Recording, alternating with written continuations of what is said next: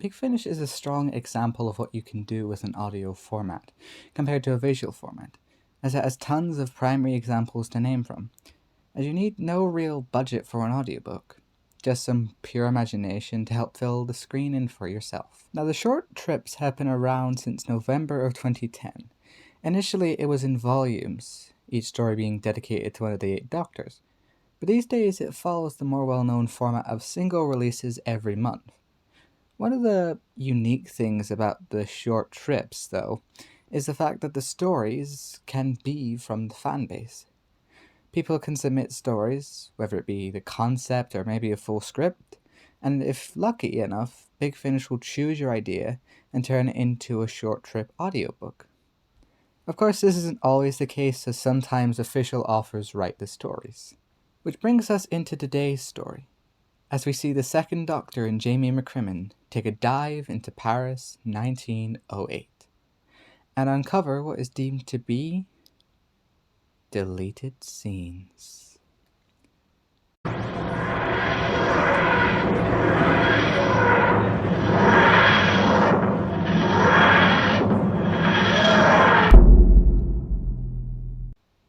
Deleted Scenes, written by Angus Duncan, was released back in February of 2020 and was performed by Fraser Hines, Jamie McCrimmon's actor.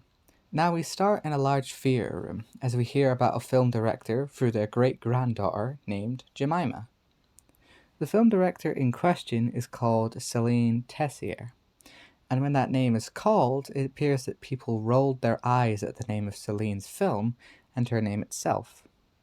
And Jemima seems to have worn her eyes-rolled protection jumper, which to me just sounds like a jumper with a bulletproof vest underneath it, or something along those lines, I guess. It appears that the premiere of the film was a disaster, as people ran from the theatre in fear, but the question is what this film was and what it entailed. We are then moved into the year 1908, as Celine is talking to a woman called Alice. Now Alice wants to move to America, but Celine wishes for her not to go, and adds the fact that her baby would be an American. Not that it matters much to Alice, of course. Now Celine can't leave Paris, as otherwise George would rampage through the city without any mercy, and have no one to hold him back. Before finally being moved into the TARDIS, and Fraser Hines really just captures the second Doctor's voice perfectly.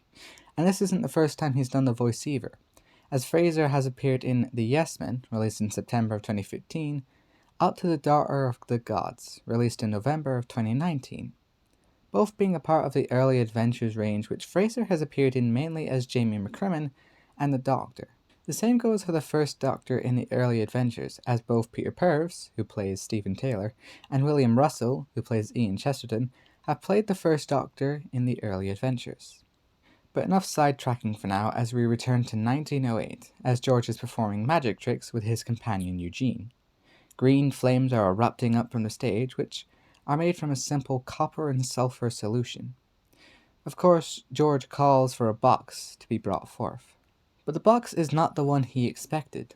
As the TARDIS materializes onto the stage, George follows along with the arrival, even if he's been left with no real understanding as to what's happening right now. Before getting booted out the theatre room by George, Celine pops in and pretends that the blue box is a simple joke, a practical trick and puzzle. Celine and the Doctor joined forces to make sure George believed that the TARDIS was a puzzle box which we needed to find a way to get into. Jamie, on the other hand, is left confused by Celine after she says that his French is wonderful, as he believes he knows no French at all, so it seems the Doctor forgot to tell him that the TARDIS translates everything in the respective languages quite quickly. The truth behind the Doctor and Jamie is kept quiet from Celine, and subsided as Celine invites them both to her home, as she realizes that they don't actually have anywhere to go right now. The Doctor and Jamie are then flung into Celine's production theatre, as we find out that Jamie was one of the main stars in all 3 of Celine's short films, while her big film has been halted back for a year now at this point. Of course, Jamie and the Doctor haven't been here that whole year, only a few weeks. Which makes a lot of sense since films didn't really need such a long time span when it came to getting them into production.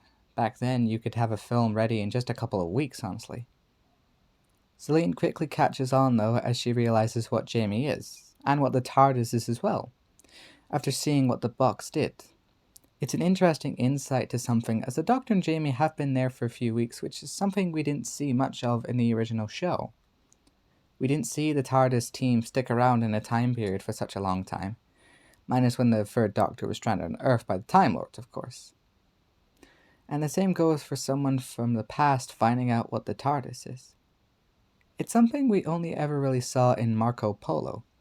Of course, in that story, Marco is told by Ian that the TARDIS travels in time and space, while Celine figures it out all on her own. She is also rather happy about it all as well, and I think the story says it itself. Oh, I wouldn't say that. And there, on a warm evening in Paris, a short 183 years since the day he was born, a piper's son was kissed in the shadow of a dragon. Unfortunately, George watches from the entrance of the courtyard when the Doctor surprises him. The Doctor then tries his best to comfort George, talking about pain and loss and how easy it is for loss and pain to make some people go mad and lash out due to how easy things have come to them.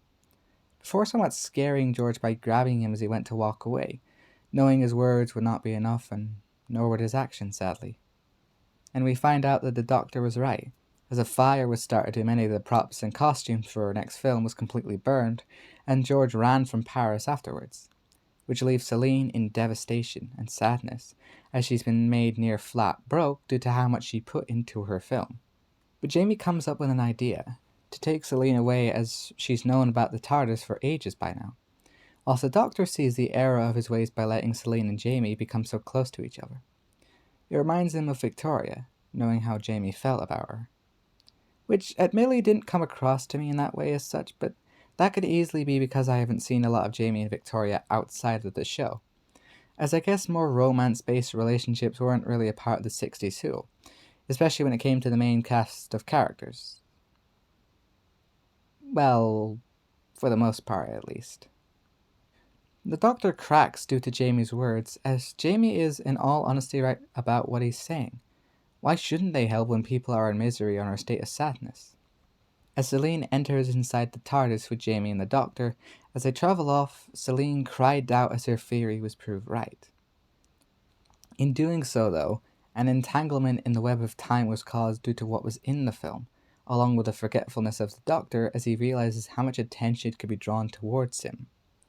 We're given a wee chuckle as Jamie saw the Doctor in a way that made him look like he was dying, while the Doctor just says he was busy sleeping. The Doctor realizes, though, that he has no choice but to steal the film back once the premiere is done, whilst Jamie distracts her.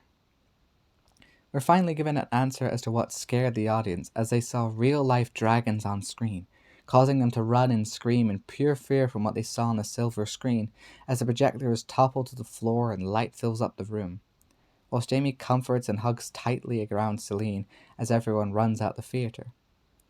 And afterwards, Celine leaves Paris rather quickly, before Jamie can even say goodbye to her. All he has left is a letter from her, a letter to say goodbye to him. It's sad and it's heart-wrenching to hear, honestly, and I would try and play it, but I don't want to get a copyright strike for having that audio in this, so if you want to go listen to that, then I'd recommend buying the audiobook.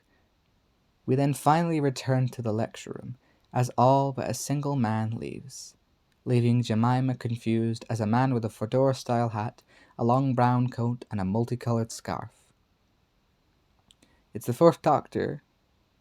Caesar's voice of the Fourth Doctor is brilliantly done as well, as the Fourth Doctor shows her the film tape, and the reason why it's being shown now in his fourth incarnation is due to Sarah's forcefulness. Whilst 50 years ago, the Doctor shows Celine the same film. Just a wee bit afterwards, of course. And that is the end of Deleted Scenes, and goodness me, it is a heart-wrencher. You get a strong connection between Celine and Jamie very quickly, and can just feel the pain Jamie is in near the end when he has to pretend he has no idea what happened to the film tape. The second Doctor taking the second stage for the story really does help it out as well, as the second Doctor merely watches from afar, and in the second half really takes its place in the story. Fraser Hines beautifully reads out the story. His range of character voices are lovely to hear, and the music adds extra layers to the story too. I see no real issues with this story. It doesn't overstay its welcome and tells its story without padding or fussing about. So my opinion is probably obvious. It's a 10 out of 10 story and great way to be introduced to the Short Trips series. And now, the bloopers! Which works well with the time period due to the fact that it really only took a few weeks to make a film back in the 1930s, or hell, the 19th, in the... yeah. Bleh. Jamie on the other... Now that we start in a large theatre room as we... Now we start in a large theatre room as we hear about a film director through their great-great-granddaughter named Jemima. The film director in question is called Celine Tessier.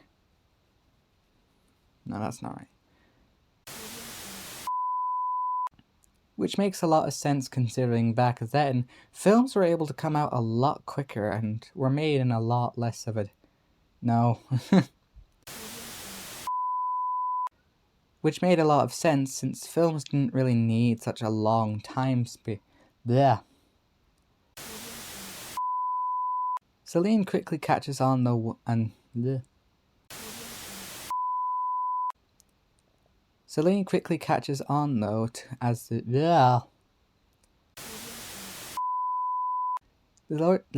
Bleh. Unfortunately... We didn't see the TARDIS team stick around in a time period for such a long time. Minus when the third Doctor was stranded on...